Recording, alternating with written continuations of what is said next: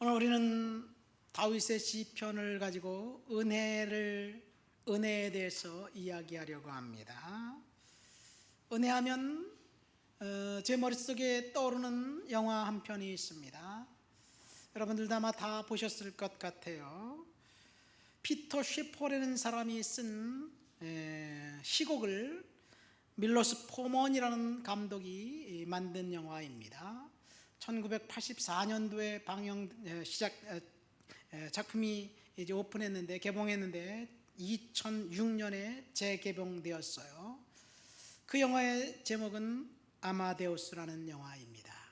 여러분, 아마데우스를 다 아시죠? 아마데우스, 비엔나 황실의 궁정음악가인 안토니오 살리에리라는 사람의 이야기입니다. 이 사람이 하나님께 나와서 흥정을 합니다. 그 사람이 기도하는 기도 소리를 좀 들어볼까요? 주님, 저를 위대한 작곡가가 되게 주옵소서. 음악으로 주님의 영광을 찬미하게 하시고 그와 더불어 저도 칭송받게 해 주소서. 사랑하는 하나님, 제가 온 세상에 유명해져서 불멸의 존재가 되게 해 주소서. 제가 죽은 후에도 제 작품이 사랑받고 제 이름이 사람들에게 회자되게 해 주옵소서. 그 대가로 저는 순결과 근면함과 겸손한 삶을 하나님 앞에 살아드리겠습니다. 또 다른 사람들도 열심히 돕겠습니다. 아멘, 아멘. 이렇게 기도를 해요. 살리에리는 이 세상에서 가장 오만한 기도를 했습니다. 자기의 기도대로 맹세를 지켰습니다. 그는 경건하게 살았고 겸손하게 살았고, 그리고 사람들을 열심히 도와주었습니다. 당대에 아주 많은 그 유명한 작곡가들, 음악가들이 있는데 살리에리의 사사를 받은 사람들이 많습니다. 결코 성적으로 이 죄에 빠지지 않았습니다. 당시 이 성적인 어떤 그런 방종이 있었던 시대였는데 그는 아주 경건하게 살았습니다. 자신의 길이 음악적으로 잘 풀렸습니다. 그래서 그는 하나님과 맺은 거래를 열심히 지켰습니다. 그리고 하나님은 자신의 거래를 잘 지켜주시는 분으로 알았습니다. 그런데 어느 날 갑자기 한 사람이 불쑥 나타났습니다. 자신보다 훨씬 뛰어난 사람이 나타났는데 그 사람은 볼프강 아마데우스 모차르트라는 사람입니다. 살리에리는 단번에 알아차렸습니다. 이 모차르트는 천재다. 하나님이 천재성을 모차르트에게 부여했다는 것을 알았습니다. 그런데 그 모차르트는 자신처럼 경건하고 거룩하게 살려고 발버둥치지 않습니다. 아이러니하게도 이 모차르트의 미들네임 아마데우스는 하나님께 사랑받는다라는 뜻입니다. 그 이름을 갖고 있었지만 그 사람은 방종을 일삼는 망난이었습니다. 살리에리는 지금 헷갈리는 거예요. 경건하게 거룩하게 살고 있는 자신은 외수하고 열심히 노력하고 밤을 새어가면서 머리를 쥐어짜가면서 작곡을 해도 성에 차지 않는데, 밤새도록 놀고 술 먹고 흥청망청하고 여자를 건드리고 약혼자가 있음에도 불구하고 장려촌에 찾아가는 저 아주 방종 그리고 타락한 모차르트는 10분만 끄적끄적거리면 그냥 모든 사람들이 환호하는 음악을 만들어내는 거예요. 그래서 이해할 수가 없는 거예요. 결국 하나님께 살리에리가 이렇게 독백으로 외칩니다. 난 도무지 이해할 수가 없어요. 나는 하나님께 재능을 받을 만한 자격을 갖추려고 그렇게 발버둥 쳤는데 본능적인 욕망마저 다 물리치고, 그리고 정말 거룩하게 살려고 애썼는데 모차르트는 방종을 일삼는 저자는 가만 놔두더니 이해가 안 돼. 분노에 찬 살리엘이는 하나님께 독수와 붙이면서 이렇게 선언합니다. 이제부터 난 당신과 적입니다. 적. 그 뒤로 살리엘이는 모차르트를 수단과 방법을 가리지 않고 죽이려고 합니다.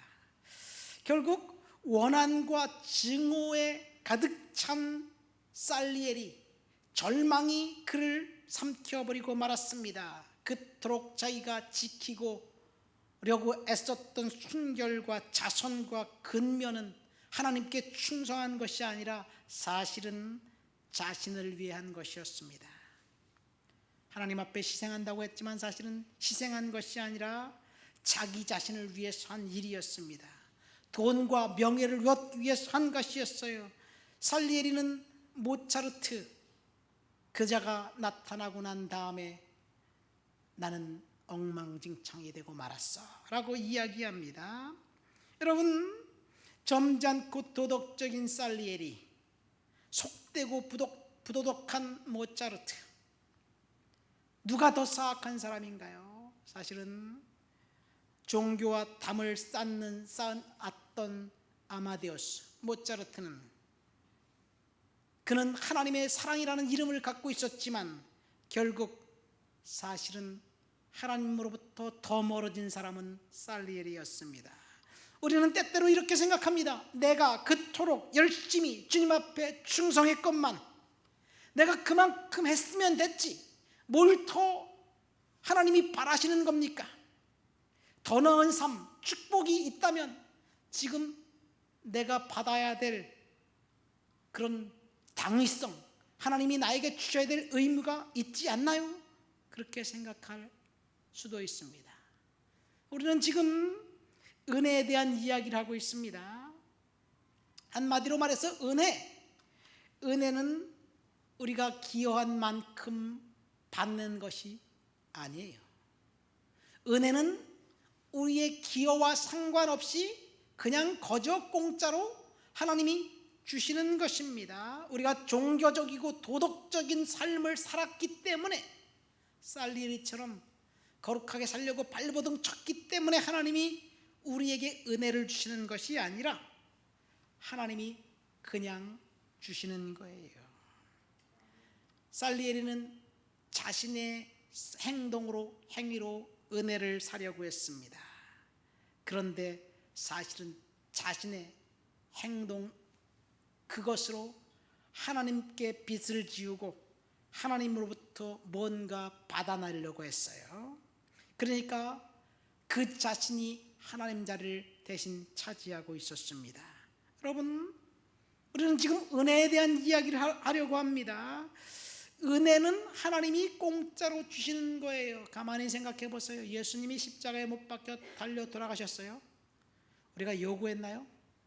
주님, 나를 위해서 십자가에 달려 돌아가 주세요, 그렇게 말씀드렸나요? 아닙니다. 일방적으로 하나님이 십자가에 달려 돌아가셨기 때문에 저와 여러분들이 구원받았습니다. 오늘 본문 1절 말씀 보십시오. 하나님이여 내게 은혜를 베푸소서, 내게 은혜를 베푸소서. 내 영혼이 주께로 피하되 주의 날개 그늘 아래에서 이 재앙들이 지나기까지 피하리이다. 내가 지존하신 하나님께 부르짖으며 곧 나를 위하여 모든 것을 이루시는 하나님께로다. 다윗이 오늘 시편 이 저자는 다윗입니다. 다윗이 사울을 피해 굴로 도망갔을 때 쓴 시예요. 그가 하나님께 은혜를 베풀어 주옵소서, 은혜를 베풀어 주옵소서 이렇게 외칩니다. 근데 좀 달라요.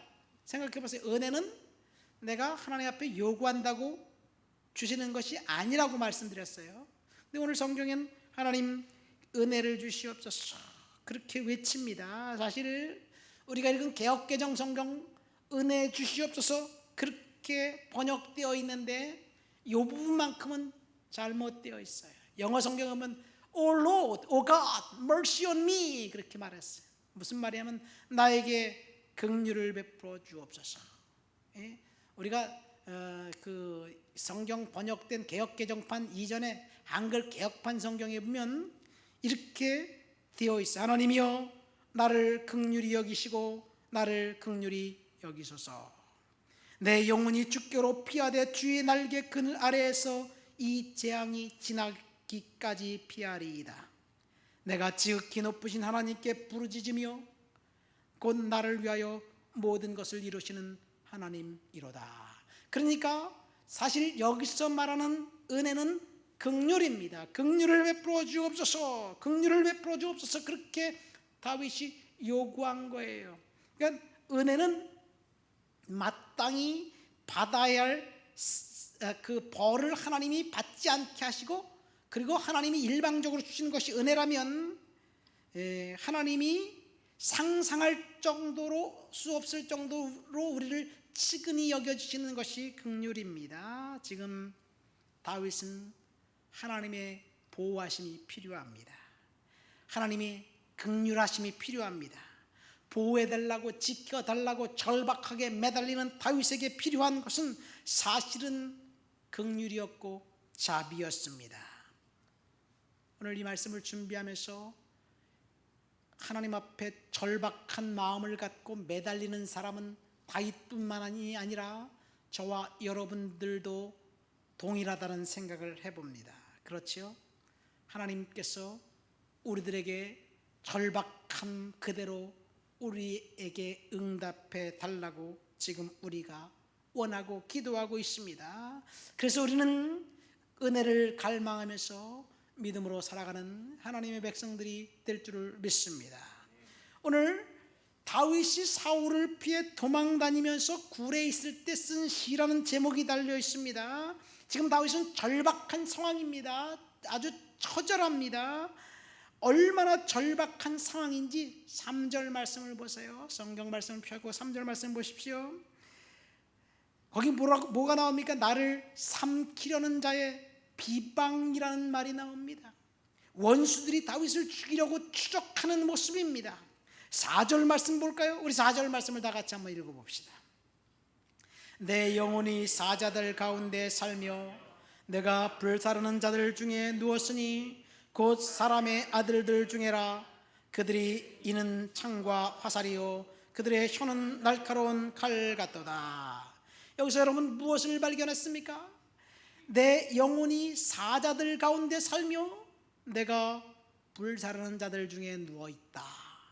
여러분 여기서 말하는 사자는 배고픈 사자입니다.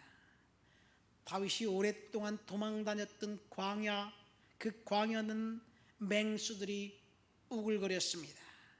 다윗이 지금 사울을 피해 도망다니면서 맹수들이 있는 곳에서 자기 몸을 의탁해야만 했습니다. 그러니까 낮에는 사울의 군대를 피해서 도망가야 했고, 밤에는 사자와 곰 맹수들의 공격으로부터 자신을 지켜야만 했습니다.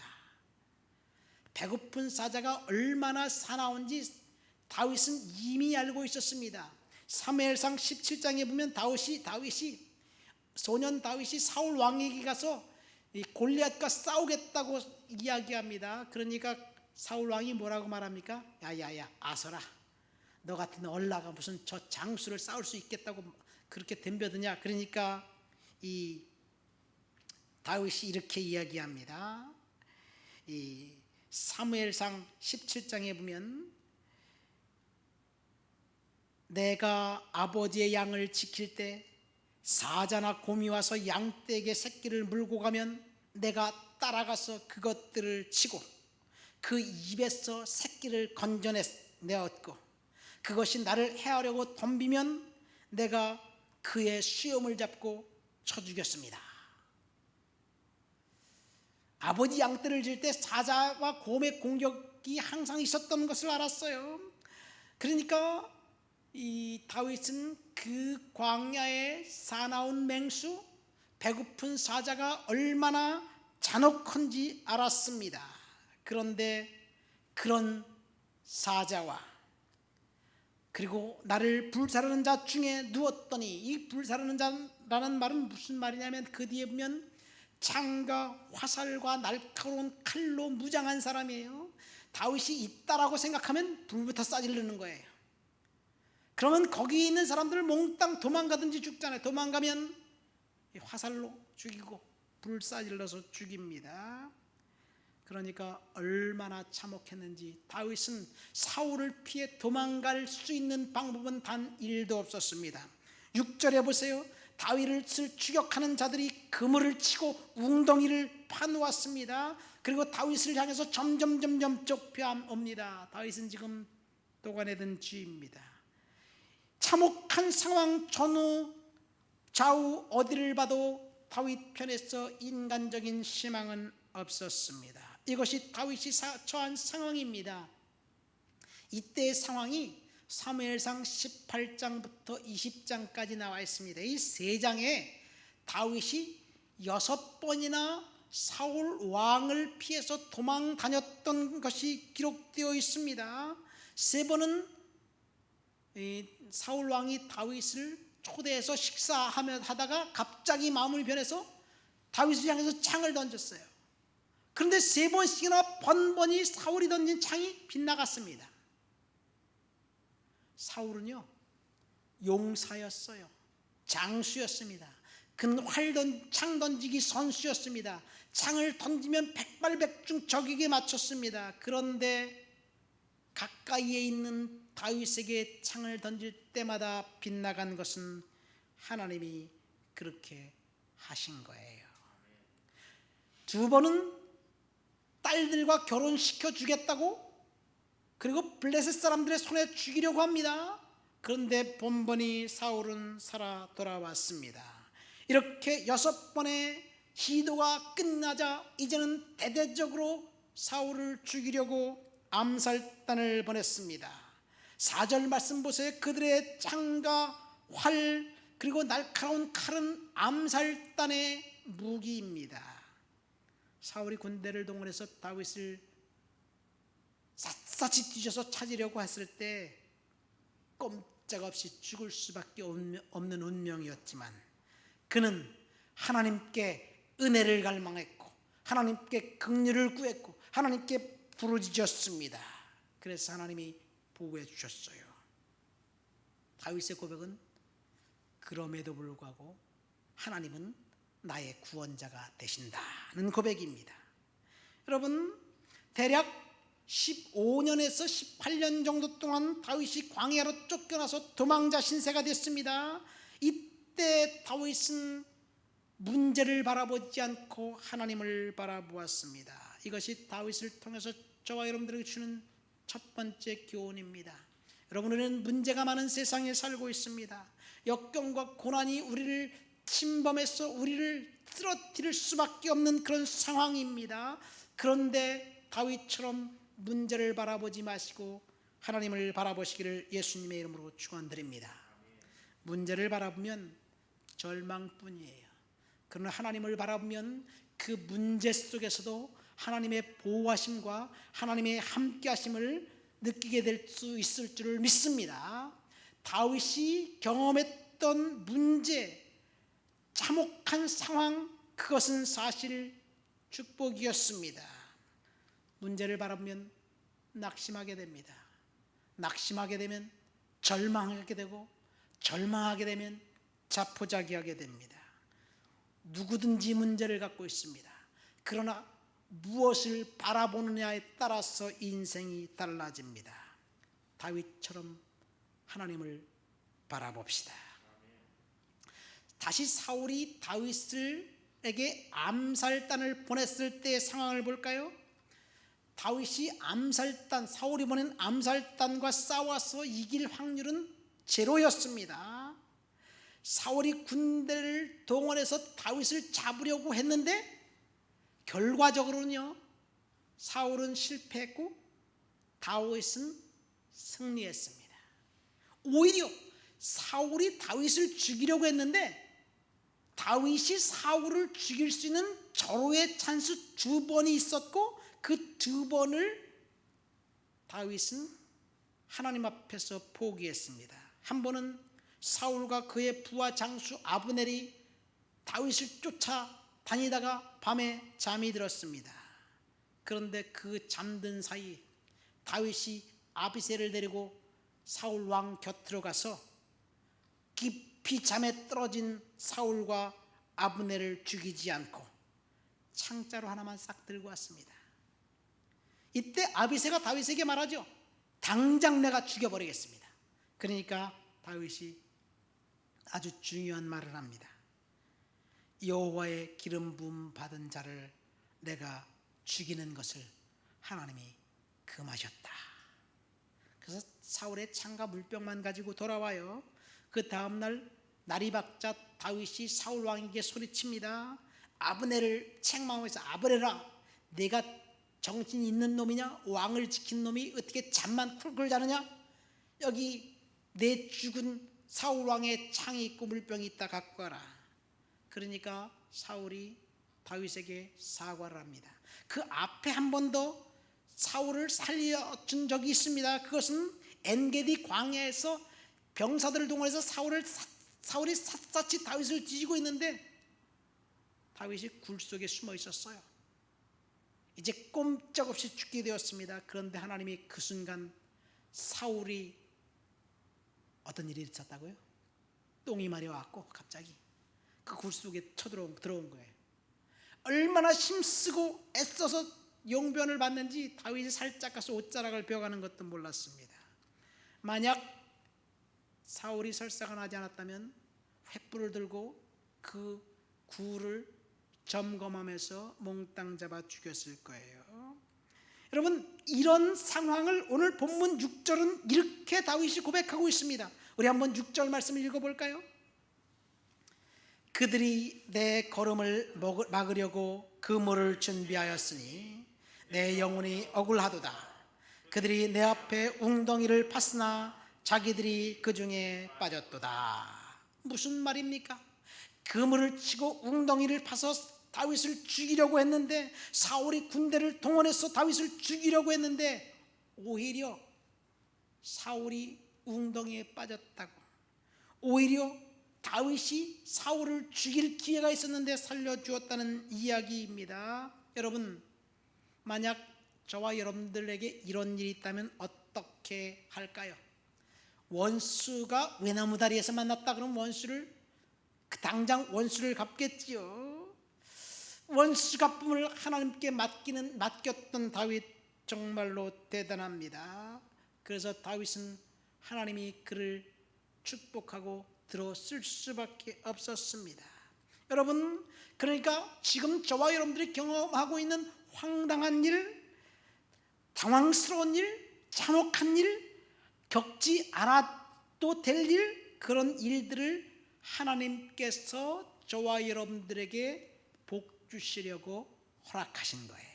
믿습니까? 다윗을 그런 참혹한 상황에 몰아넣으신 것, 하나님이 다윗을 더 크게 쓰시려고 한 거예요. 정말 하나님께서 이 다윗을 참혹한 상황 속에 몰아넣고 난 다음에 그 상황 속에서 사도 바울이 어떤 말을 했는지 들어볼까요? 우리가 너무나도 잘 아는 말씀입니다. 사람이 감당할 시험 밖에는 너희가 당한 것이 없나니 오직 하나님은 미쁘사 너희가 감당하지 못할 시험 당함을 허락하지 아니하시고 시험 당할 즈음에 또한 피할 길을 내사 너희로 능히 감당하게 하시느니라. 그러니까 다윗은 감당할 수 있었습니다. 그래서 하나님이 허락하셨습니다. 다윗이 이제 그 감당할 수 없는 그런 지경이 되었을 때 하나님이 피할 길을 허락해 주신 거예요. 그래서 결국 다윗은 시간이 되고 때가 되고 회복시켜 주셨을 때 하나님께 놀랍게 쓰임 받습니다. 요셉이 그랬습니다. 하나님 앞에 그가 갖고 있는 것은 비전밖에 없었습니다. 그런데 그를 시기했던 형들이 요셉을 잡아서 이제 노예로 팔아버렸습니다. 요셉 입장에서 보면 그 참혹한 일이 언제 끝날 수 있을는지 모르지만 하나님이 정해놓으신 시간이 될 때까지 요셉은 점점 더 깊은 수렁으로 빠져들어갔습니다.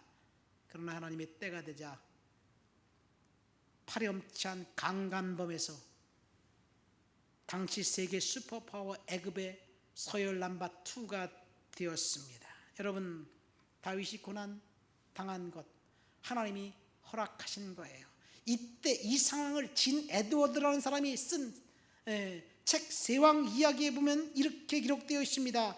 다윗과 사울이 처음 왕이 되었을 때 둘 다 똑같이 겸손하게 시작했다. 그런데 한 사람은 하나님께 쓰임 받았고 한 사람은 하나님께 쓰임 받지 못했다. 그 이유는 딱 한 가지. 다윗은 고난을 통과했고 사울은 고난이 없이 인간의 필요에 의해서 급조되었던 리더였기 때문이었다. 여러분, 고난을 통과한 리더는 하나님 앞에 놀랍게 쓰임받게 될 줄을 믿습니다. 아이러니하게도 다윗이 이런 참혹한 시간을 보내는 그때 사실은 다윗 인생의 황금기였어요. 그 이유를 어떻게 할 수 있느냐? 첫 번째, 시편에 보면 다윗의 시라고 제목이 붙은 것 중에서 대부분은 다윗이 사울을 피해 도망 다닐 때라는 제목이 붙어 있습니다.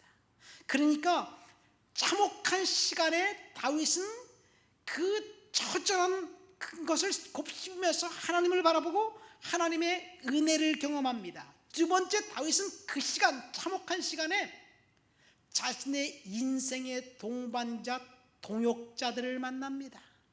사무엘상 22장에 보면 다윗이 아둘람굴에 도망갔을 때 다윗에게 모여든 사람들이 있었어요. 그 사람들은 어떤 사람들이냐? 사무엘상 22장 1절 2절 말씀에 보니까 첫 번째, 그의 아버지와 그의 형제들, 그의 부모들과 그의 형제들이 다윗을 따라갔어요. 왜냐하면 사울이 죽이려고 그러니까 몽땅 다 죽이려고 그러니까 친척들, 다윗과 관계된 친척들은 있을 수가 없어요. 그래서 다윗을 따라서 도망 다녔어요. 두 번째는 환난당한 모든 자, 빚진 모든 자, 마음이 원통한 자, 인생의 패배자들, 낙오자들, 쓰레기 같은 사람들이 다윗에게 모여들었습니다. 다윗이 도망 다녔던 이 참혹한 시기에 다윗을 만났던 사람들은 인생의 낙오자들이었는데, 그런데 그들이 나중에 다윗 왕국의 개국공신이 됩니다. 거기에 아비새, 아비아달, 그 다음에 요압, 이런 사람들이 있었습니다. 그러니까 다윗 인생이 참혹한 시기는 사실은 축복의 시기였어요. 이 원리는 오늘날도 동일합니다. 지금 우리는 참혹한 시간을 보내고 있습니다. 코로나가 강타해서 힘들어요. 너나 할 것 없이 다 힘듭니다. 교회도 힘듭니다. 사실 우리 교회도 재작년 연말까지만 해서 한 50명 정도 돼서 이제 전도도 하고 모두 하고 지금 음악회도 좀 더 하고 열심히 하자 이렇게 생각했는데 갑자기 코로나가 와가지고 다 사라졌어요. 여러분, 우리는 지금 참혹한 시간을 보내고 있습니다. 그런데 이것이 다윗처럼 저와 여러분들에게 축복의 기회입니다. 어떤 사람에게? 첫 번째, 절망하지 않고 낙심하지 않는 사람. 절망으로 낙심으로 인생을 허비할 것이 아니라 하나님을 바라보는 사람들에게 하나님께서 이 위기가 기회고 축복이 될 줄을 믿습니다. 다윗처럼 우리는 하나님과 동행함으로 시간을 보내야 됩니다. 하나님이 허락한 참혹한 훈련의 시간, 우리는 반드시 통과해야만 합니다. 두 번째, 이 시간 비전과 꿈으로 인생을 재설계할 시간이에요. 저는 코로나 이후 사역을 준비하고 있습니다. 그래서 하나님께서 저와 여러분들을 통해서 놀랍게 쓰실 것을 믿습니다. 그래서 우리는 열심히 새로운 비전을 준비하는 거예요. 하나님의 시간이 딱 지나면 하나님께서 완벽하게 회복해 주실 것이에요. 그러니까 다윗이 겪은 찬바람 부는 광야의 고난은 다윗에게 축복의 씨앗이었습니다. 저와 여러분들, 우리도 마찬가지예요. 우리는 반드시 하나님께서 이 시련을 허락해 주셨다는 사실을 믿어야 됩니다. 두 번째, 우리는 반드시 감당할 것이고 이길 것이고, 그리고 이 시련이 축복의 씨앗이 될 거예요. 다윗이 자신에게 닥친 참혹한 시간, 그 시간을 어떻게 이겼는지 오늘 본문 1절 2절 말씀을 다시 한번 읽어보도록 하겠습니다. 하나님 앞에 자비를 구했고 긍휼을 구했고 하나님 앞에 기도함으로 이겼어요. 1절 2절 다 같이 한번 읽습니다. 하나님이여 내게 은혜를 베푸소서. 내게 은혜를 베푸소서. 내 영혼이 주께로 피하되 주의 날개 그늘 아래에서 이 재앙들이 지나기까지 피하리이다. 내가 지존하신 하나님께 부르짖으며 곧 나를 위하여 모든 것을 이루시는 하나님께로다. 여기 보면, 이 구절에 보면 두 단어가 핵심 단어입니다. 1절에 하나님께 피하겠습니다 라는 단어, 두 번째는 2절에 내가 하나님께 부르짖겠습니다, 부르짖으며 라는 단어입니다. 다윗이 어디로 피했다고요? 하나님께로 피했습니다. 절망과 낙심으로 자포자기하지 않고 하나님께로 피했습니다. 그 참혹한 시간에 다윗이 하나님 앞에 부르짖었습니다. 그래서 하나님께 피했던 다윗, 그에게 주의 날개 그늘 아래서 하나님이 그를 보호해 주셨습니다. 우리가 얼마나 힘든 시간을 보내고 있는지 다윗처럼 다윗에 비한다면 우리가 힘든 시간을 보내고 있다는 것은 사실은 애교예요. 그렇죠? 우리는 지금 환경의 지배를 받고 있습니다.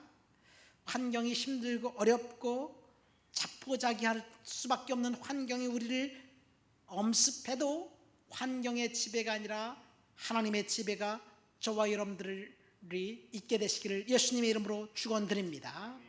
그러니까 절박한 순간에 다윗은 은혜를 갈망하고 하나님 앞에 부르짖었습니다. 그래서 오늘 본문을 통해서 주시는 세 번째 교훈은 하나님께 절박한 순간에 부르짖고 기도하자는 이야기예요. 하나님께 다윗이 어떻게 부르짖었는지 7절부터 9절까지 말씀을 한번 읽어볼까요? 다 같이 7절부터 9절을 읽습니다. 하나님이여, 내 마음이 확정되었고 내 마음이 확정되었사오니 내가 노래하며 내가 찬송하리이다. 내 영광아 깰지어다. 비파와 수금아 깰지어다. 내가 새벽을 깨우리로다. 주여, 내가 만민 중에서 주께 감사하며 문나라 중에서 주를 찬송하리이다. 여기 보면 다윗이 주께 부르짖고 주께 기도할 때 고난과 역경의 와중에서도 다윗이 확신이 넘쳐서 찬양의 세계로 들어갑니다. 뭐라고 합니까? 내 마음이 확정되고 확정되었사오니 내가 노래하고 찬송하리이다. 여러분, 무엇을 확정했나요?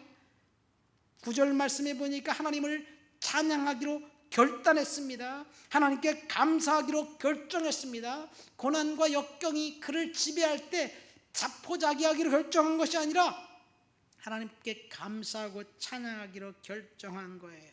점점 더 상황이 절박해지고 상황이 점점 더 나빠질지라도 그는 결코 포기하지 않았습니다. 하나님을 찬양하고 하나님을 감사하고 하나님을 높여드렸습니다. 그러니까 다윗처럼 우리가 할 일은 하나님 앞에 찬양하고 하나님을 높여드리고 하나님을 예배하는 거예요. 내 상황이, 내 여건이 좋지 않아도 하나님은 반드시 회복해 시켜 주실 줄 믿습니다. 여러분, 다윗처럼 우리는 은혜를 갈망하고 믿음으로 살아가야 됩니다. 8절에 보니까 내 영광아 깰지어다. 비파와 수금아 깰지어다. 내가 새벽을 깨우리로다. 여기서 다윗은 자신의 하나님을 깨기로 결정했습니다. 상황이 변화된 것은 전혀 없지만 그는 이제 다윗은 지금 이 시편의 결말에 가면 흥분하고 있어요.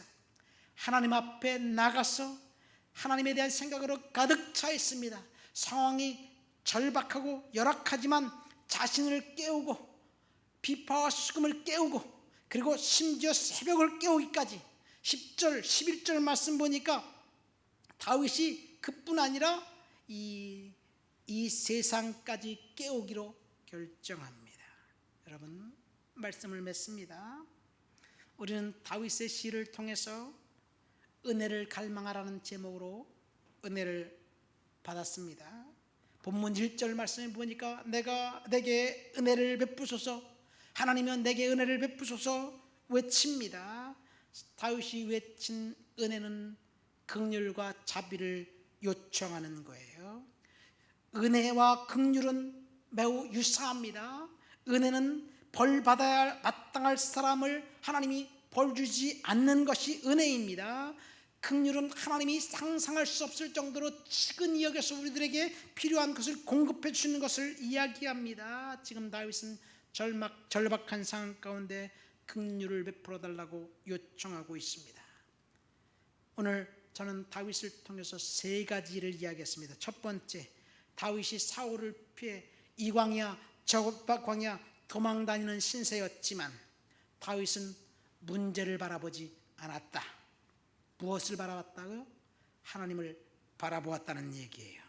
두 번째, 다윗은 지금 겪고 있는 황당한 일, 처참한 상황, 그 상황 가운데 있지만 하나님이 다윗을 세우시고 복 주시기 위해서 허락하신 환경이라는 사실을 알았습니다. 여러분, 우리가 당하는 처참한 환경, 황당한 상황, 하나님이 저와 여러분들을 세우시기이고 복 주시기 위해서 허락하신 훈련이고 연단입니다. 우리는 이 시기를 믿음으로 견뎌야 될 줄 믿습니다. 세 번째, 다윗은 철저하게 하나님께 부르짖고 기도함으로 이겼습니다. 그리고 하나님은 다윗의 기도를 들어주었고 응답해 주었어요. 우리들 역시 환경이 힘들 때 하나님 앞에 기도로 이겨야 될 줄을 믿습니다. 하나님 앞에 기도함으로 이기시기를 예수 그리스도의 이름으로 축원드립니다. 오늘 말씀을 생각하면서 다 같이 통성으로 기도합니다.